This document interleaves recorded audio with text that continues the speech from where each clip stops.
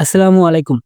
তো এর আগের ভিডিওতে আমি আপনাদের বলছিলাম যে আমাদের এখানকার হাটগুলাতে ঈদের আগে কত বড় গরু আসে এবং এর দামগুলা কিরকম থাকে। ইনশাআল্লাহ আজকে আমরা চেষ্টা করছি পুরো হাট ঘুরে দেখার জন্য এবং গরুর দামগুলো জানার জন্য।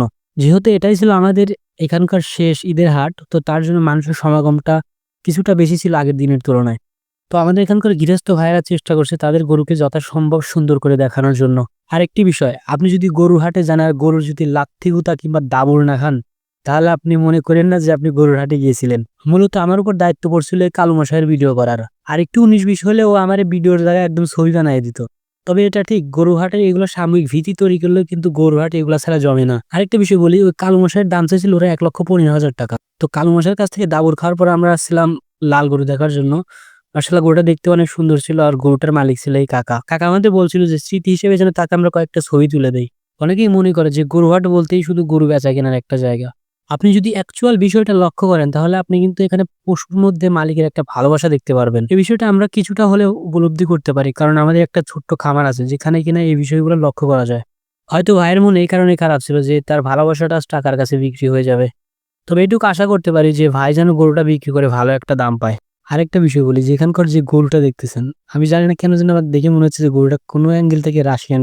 তো আপনারা জানলে অবশ্যই আমাকে নামটা জানাবেন যে এটা কি আসলে রাশিয়ান নাকি। আমাদের এখানকার জ্ঞানী গুণী গরুবিদরা বলে থাকে হয়তো এটাই সবচেয়ে ভয়ঙ্কর রাস্তা।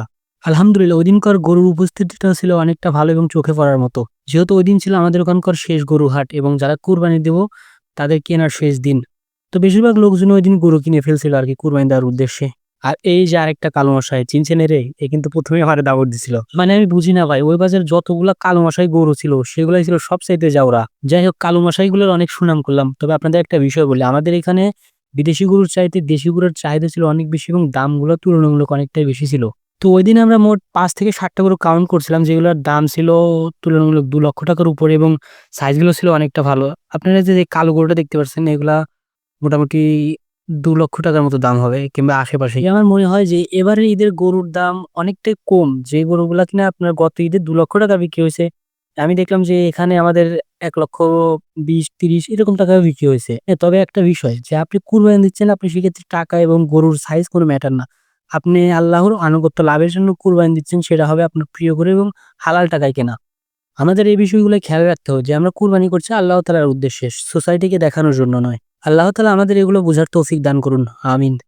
তো ঐদিন হাটে আমরা ৪-৫ ঘন্টার মতো ছিলাম। তো ঐদিনকে মোটামুটি গরু বিক্রিটা অনেকটা ভালো হইছে এবং হাট কর্তৃপক্ষ সহ সবার ব্যবহার ছিল বন্ধুসুলভ। শুধু কালো মশাইয়ের ব্যবহার ব্যতীত। আরেকটা বিষয় বলি আপনাদের, এখানকার যে গরুগুলা ছিল বেশিরভাগই ছিল চরের গরু, মানে নদীর উপারকার।